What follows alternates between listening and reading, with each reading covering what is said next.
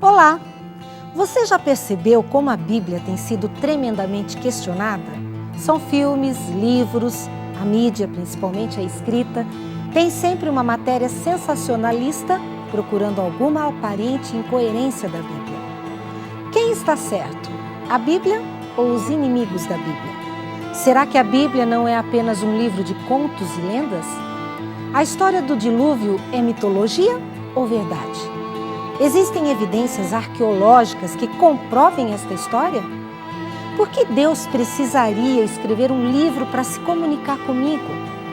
Qual a certeza de que a Bíblia é de fato a palavra de Deus? Se estas perguntas passam pela sua cabeça, você não pode perder o Está Escrito de hoje. Fernando Iglesias responde a pergunta: tem Deus um livro?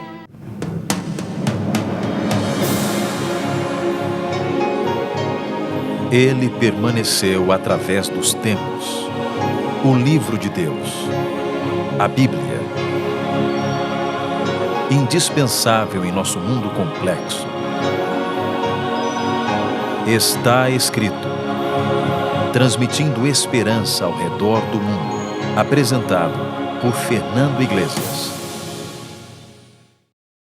Eu costumo viajar muito, faz parte do meu trabalho. Numa dessas viagens, enquanto eu estava passando lá pelo Nordeste, eu acabei de chegar na casa de uns amigos e comecei a mexer com as crianças. É que eu gosto muito de conversar com as crianças, principalmente as faladeiras. Em pouquinho tempo de conversa, elas são capazes de contar a vida dos pais todinha. Logo eu estava rodeado de crianças e com um menininho de 3 anos, o Eduardo, no meu colo. Quando chamaram para todos irem almoçar, as crianças saíram correndo, menos o Eduardo. Continuei ainda mais um pouquinho com ele no meu colo, até que alguém veio para levá-lo para almoçar. Para o meu espanto, o Eduardo saiu do meu colo contrariado, chorando aos prantos. E eu não tive outra saída a não ser segurar o Eduardo de novo e me oferecer para dar comida para ele. Enquanto eles terminavam de preparar ali o pratinho do Eduardo, meu amigo chegou pertinho de mim e falou bem no meu ouvido para o bebê não ouvir. É que o pai do Eduardo morreu faz 2 meses. Ele não estava brigando pelo meu colo. Ele estava brigando pelo que no momento se parecia mais com a figura do pai dele. Às vezes eu sinto as pessoas agindo como o pequeno Eduardo. Elas sentem falta de Deus, mas não sabem direito onde procurá-lo. Vão para todos os lados, ouvem qualquer teoria, vão para autoajuda, para doutrinas orientais, ficam perdidas aí, tentando encontrar Deus no colo mais próximo. A grande pergunta ainda hoje é: onde a gente pode encontrar um Deus que a gente não vê? Onde encontramos as respostas para os nossos porquês?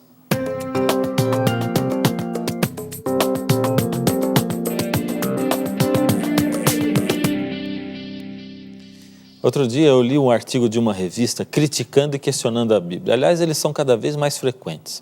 Ele dizia, entre outras coisas, 3 que me chamaram a atenção. A Bíblia foi modificada durante todos estes anos em que ela foi escrita e copiada. São tantas as versões da Bíblia que é como se existisse quase que uma Bíblia para cada gosto. A Bíblia é passível de erros, porque durante muitos anos foi copiada à mão. Afinal de contas, o que é a Bíblia? E por que tantos se preocupam em segui-la e defendê-la? E por que tantos outros se preocupam tanto em destruí-la? Se ela é apenas mais um livro como tantos outros, por que se preocupar tanto com ela? Você também é daqueles que até acredita que a Bíblia tem bons ensinamentos, mas acha que ela está misturada com lenda? É daqueles que não conseguem acreditar em Adão e Eva, na história do dilúvio, onde Noé entra num barco com um monte de animais? O problema é que o Deus que escreveu a Bíblia sabia que ela seria questionada. Por isso ele afirmou: toda a Escritura é inspirada por Deus, segundo Timóteo 3,16. Mas como engolir a história de um dilúvio, por exemplo? Bem, que tal parar só um pouco para estudar ciência e história comparadas com a Bíblia?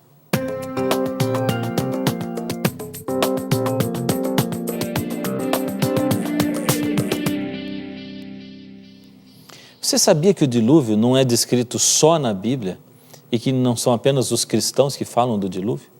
2 historiadores chamados Dave Belsiger e Charles Cillier acharam mais de 200 civilizações não cristãs que guardam registros orais ou manuscritos de uma grande inundação. Você não acha, no mínimo, estranho que tantos povos guardem registros de alguma coisa que não tenha acontecido? É lógico que eu não tenho tempo para falar dos 200, mas vou dar 3 exemplos. Os hindus contam que Manu e outros foram salvos de uma grande inundação dentro de um barco. Manu, percebeu só? Manu, 2 sílabas, igual Noé. Segundo, entre os chineses existe a história de Fa He, também 2 sílabas, com sua esposa, seus 3 filhos e 3 filhas, que foram os únicos sobreviventes de uma inundação. Percebeu? 8 pessoas, como no dilúvio. E finalmente o último exemplo, os havaianos. Eles contam a história de uma inundação muito grande, onde se salva um homem chamado Nuhu. Muito parecido com Noé, hein? Então alguém poderia dizer, mas é só isso? Ainda sobram muitas dúvidas como, será que a arca não era grande demais para navegar?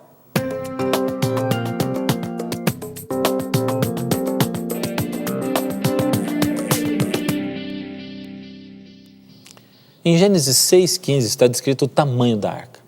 150 metros de comprimento, equivalente a 3 piscinas olímpicas, 25 metros de largura e 15 metros de altura, igual a um prédio de 5 andares. Primeira dúvida, com esse tamanho todo, a arca teria condições de navegar? Um estudo foi encomendado a arquitetos da Marinha Americana.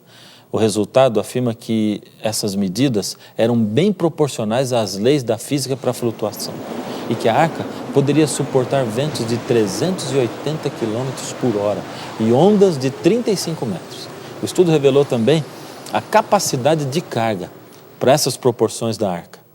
A sua capacidade era de 500 carretas ou 125 mil ovelhas. Então você poderia perguntar, mas por que a comparação com ovelhas? É que a segunda dúvida é o espaço.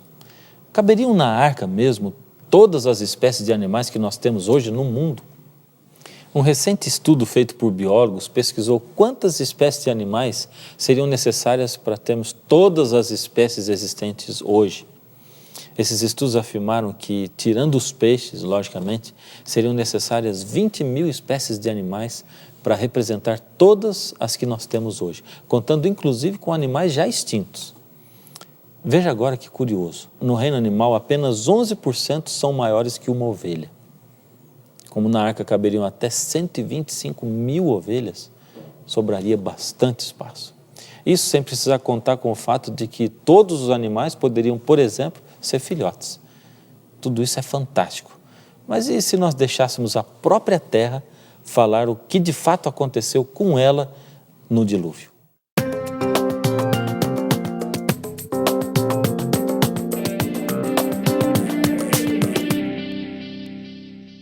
A ciência que estuda as diversas camadas da Terra é a geologia.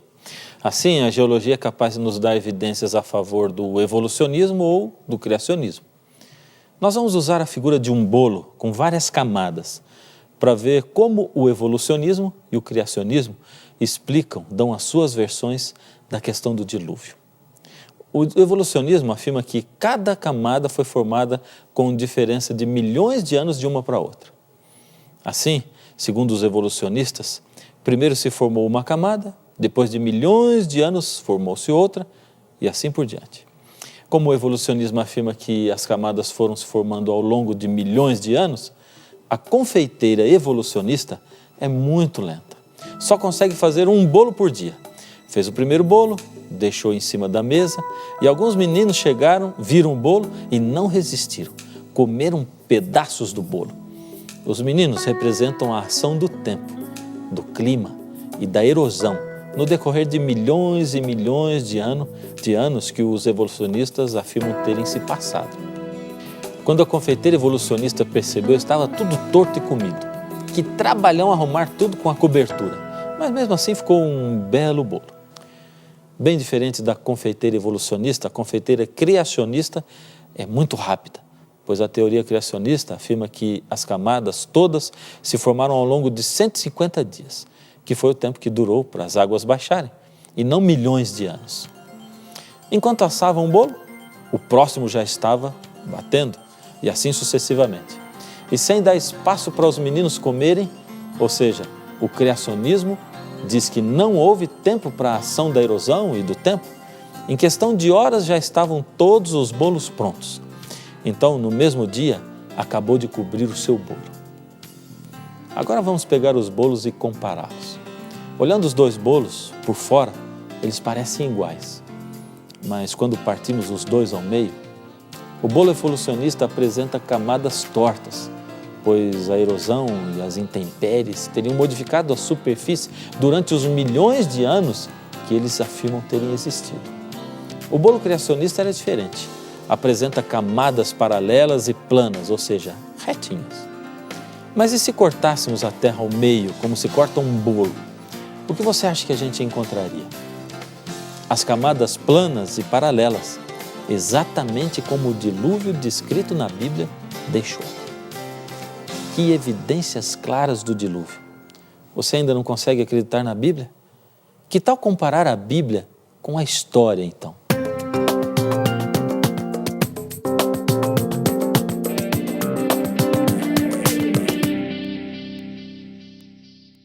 A Bíblia começou a ser escrita 1500 anos antes de Cristo. Por isso descreve lugares, reis e reinos desde a época de Adão.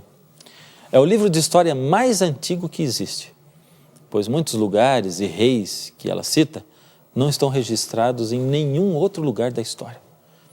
Por causa disso mesmo, a Bíblia foi e ainda é criticada. Vamos ver algumas das críticas que a Bíblia tem sofrido ao longo dos tempos. A Bíblia fala, por exemplo, da cidade de Nínive, para onde o profeta Jonas foi enviado para pregar. Até 120 anos atrás, os críticos da Bíblia diziam que Nínive nunca existiu, porque não havia registros históricos que falassem dessa cidade. Então, um grupo de arqueólogos encontrou em escavações não só a cidade de Nínive, mas também a maior biblioteca já encontrada até então. No segundo exemplo, em Daniel 5, encontramos registrado que o rei de Babilônia em 539 a.C. era Belsazar, mas não havia registro da existência desse homem. Os críticos enchiam a boca para dizer a Bíblia é mentirosa. Então, em 1861, o arqueólogo W.H.F. Talbot publicou a tradução de uma oração, escrita em tabletes cuneiformes, oferecida pelo rei Nabonidos, na qual ele pede aos deuses que abençoem seu filho Belsazar. Então os críticos tiveram que aceitar que Belsazar existiu. No terceiro exemplo, a gente primeiro vê que os críticos muitas vezes não pensam racionalmente. O objetivo deles é não acreditar na Bíblia. Por isso eles continuaram dizendo, tudo bem, Belsazar existiu, mas nunca foi rei de Babilônia. Então foi só eles esperarem um pouco mais e em 1924, um outro arqueólogo chamado Sidney Smith traduziu e publicou o poema de Nabonidos. Esse documento histórico oficial declarava que Nabonidos deixou Babilônia e dirigiu-se a Tema e deixou no trono Belsazar, o seu filho. Mais uma vez os críticos passaram vergonha. Em quarto lugar, os críticos afirmavam também que nunca existiu a cidade de Ur dos Caldeus, citada na Bíblia como a cidade de Abraão. Afirmavam também não haver registros históricos de que os judeus tivessem sido prisioneiros em Babilônia e de que o êxodo do Egito não existiu. A Bíblia diz que foi Moisés quem escreveu os 5 primeiros livros da Bíblia e ele viveu por volta de 1500 a.C. Então os críticos riam da Bíblia, porque até pouco tempo atrás acreditava-se que o alfabeto só havia sido inventado por volta do século 12 ou 11 a.C. Há pouco tempo atrás, em escavações arqueológicas, encontraram a cidade de Ur. Ficou comprovado que ela era uma metrópole altamente civilizada e que em suas escolas os meninos aprendiam leitura, escrita, aritmética e geografia. O arqueólogo W.F. Albright datou essa escrita do início do século XV a.C., época de Moisés. Descobriu-se, então, que na época de Moisés já existia a escrita fonética, que ele usou para escrever a Bíblia. E o mais interessante é que essa escrita foi encontrada exatamente no lugar em que Moisés recebeu a ordem de Deus para escrever os seus livros, como está lá em Êxodo 17:14. O grande problema da maioria das pessoas que dizem não acreditar na Bíblia é que elas não conhecem a Bíblia. Como alguém pode acreditar em alguma coisa que não conhece? E aí? E você? Ainda duvida da Bíblia? Mas ainda não acabou. E se eu dissesse para você que a Bíblia falou de descobertas científicas bem antes de elas serem constatadas?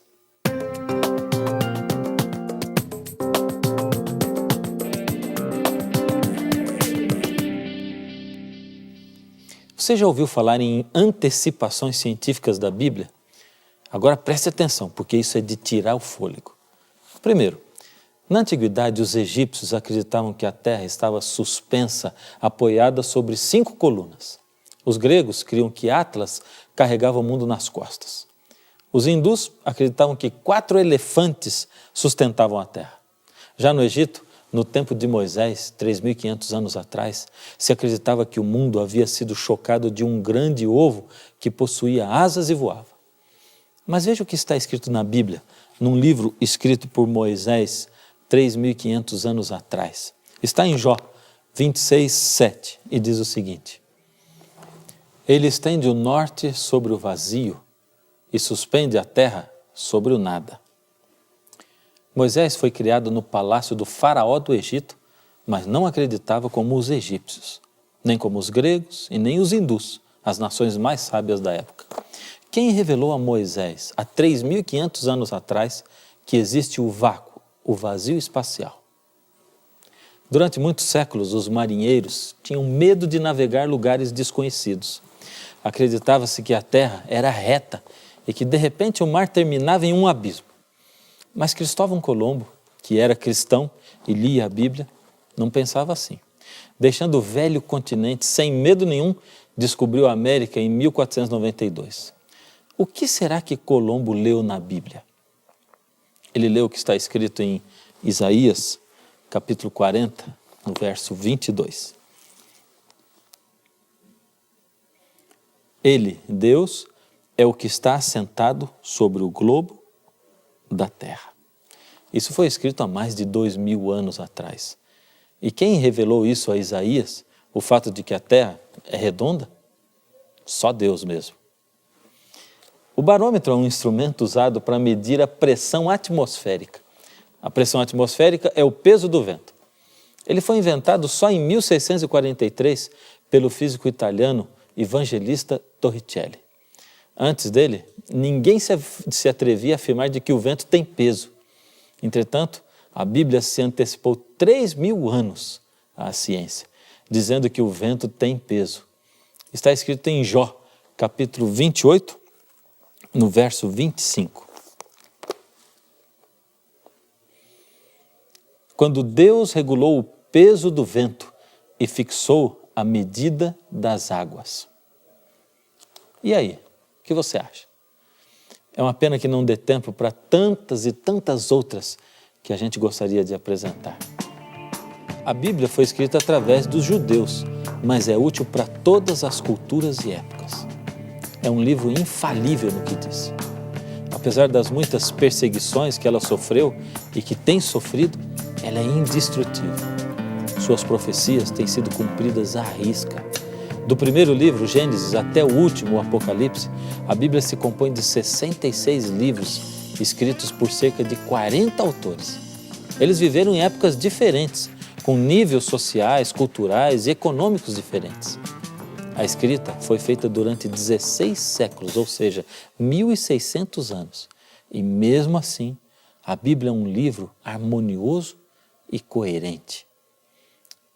É apenas uma história, sendo contada do começo ao fim. Embora Deus tivesse usado autores humanos diferentes para registrá-la. Gente sábia como Abraham Lincoln amava a Bíblia.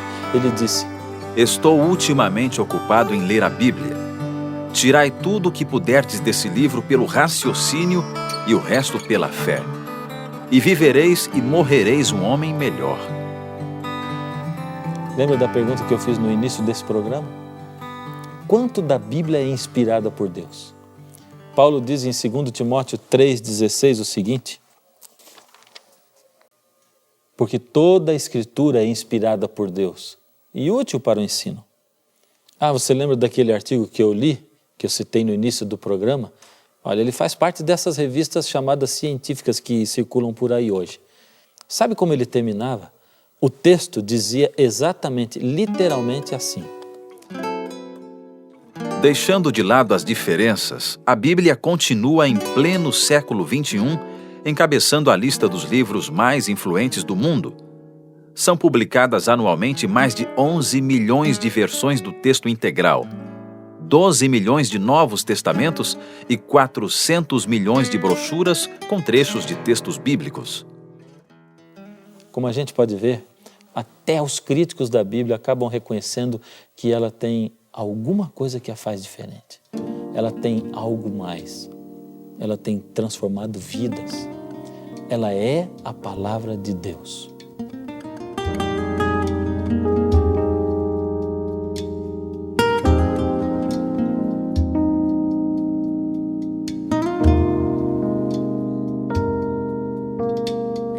Grande e lindo é o amor de Deus, que um livro muito precioso nos deixou. Seus ensinos servem para nos lembrar que um dia lá no céu vamos morar. A Bíblia é nossa inspiração, palavra doce ao coração. É luz eterna de valor, é fonte de esperança e de amor.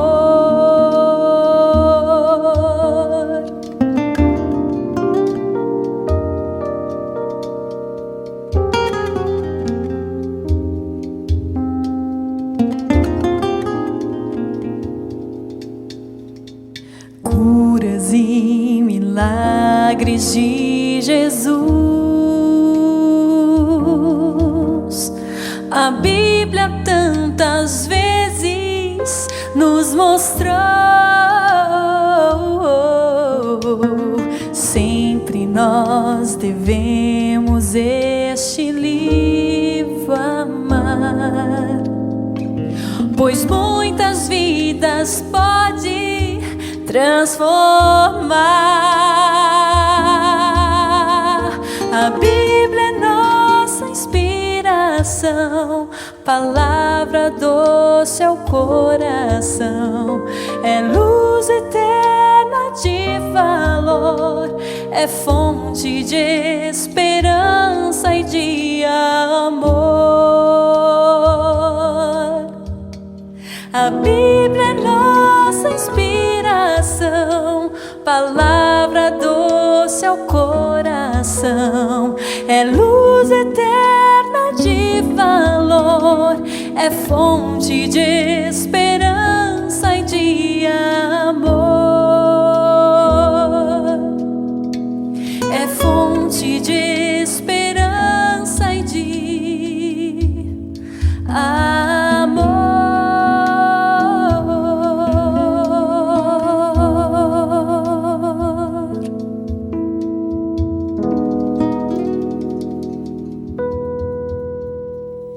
A maioria das pessoas não busca conhecer a Deus porque, na verdade, tem medo de encontrá-lo. E você? O que aconteceria se você encontrasse Deus? Você tem medo do que você teria que fazer, do que teria que deixar? Fica aí pensando qual seria o próximo passo? Você é daqueles que prefere imaginar Deus como uma força vital, sem forma, que se intensifica dentro de nós? Um poder imenso que podemos deixar simplesmente fluir? Prefere acreditar nessa mentira do que descobrir que Deus é um Deus vivo, pessoal? Eu quero fazer para você um desafio hoje. Por que você, ao invés de ouvir de Deus, você não se aventura a descobrir quem é Deus, direto da fonte mais confiável e contemporânea de informações a respeito de Deus, que é a Bíblia, a palavra de Deus. Vai ser uma aventura incrível, inacreditável. A mais incrível e duradoura de toda a sua vida. Será uma aventura eterna. Você não quer orar comigo nesse instante? Pedindo a Deus forças, inspiração, para que você, estudando a Bíblia, a sua palavra, possa entendê-la e aplicá-la na sua vida, de tal maneira que você seja realmente feliz, completo, inteiro? Então abaixe a sua cabeça. Deus amado, ao vermos que a sua palavra está aqui na Bíblia, ao ver como ela foi perseguida, como tem sido perseguida, nós queremos, Senhor, acreditar nela, tirar dela a fonte de sabedoria, como quem busca o manual do construtor. Se o Senhor foi aquele quem nos fabricou e deixou esse manual, ajuda-nos, Senhor, a termos certeza de que ela foi feita para nós e ajuda-nos a encontrarmos nela as respostas para todas as nossas ansiedades e realizações. Fica com seu filho, com a sua filha, aí onde eles estão, em nome de Jesus. Amém. Você gostou do programa de hoje? Enquanto muitos tentam passar a ideia de que a Bíblia é coisa de gente ignorante, a realidade mostra que os verdadeiros pais da ciência acreditavam em Deus e na sua palavra. Realmente, ciência e Bíblia têm tudo a ver uma com a outra, estão relacionadas, porque elas têm um mesmo autor que é Deus. Aliás, por falar em conhecimento, nós preparamos um presente especial para você. Eu estou falando da revista Princípios, onde de forma simples e prática você pode se aprofundar no tema de hoje e em outros temas também. São 23 lições ilustradas e com um guia de estudo. É só você fazer contato conosco. A revista Princípios é inteiramente grátis. O Está Escrito é isso. Um programa inteligente que fala de Deus para gente inteligente. E tem muito mais. Por isso que nós vamos ficar esperando por você. Nós queremos um encontro. Temos um encontro marcado aqui, sempre. E até lá não se esqueça. Está escrito, nem só de pão viverá o homem, mas de toda palavra que sai da boca de Deus. Palavra doce ao coração, é luz eterna de valor, é fonte de esperança e de amor. A Bíblia é nossa inspiração, palavra doce ao coração, é luz eterna de valor, é fonte de esperança e de amor.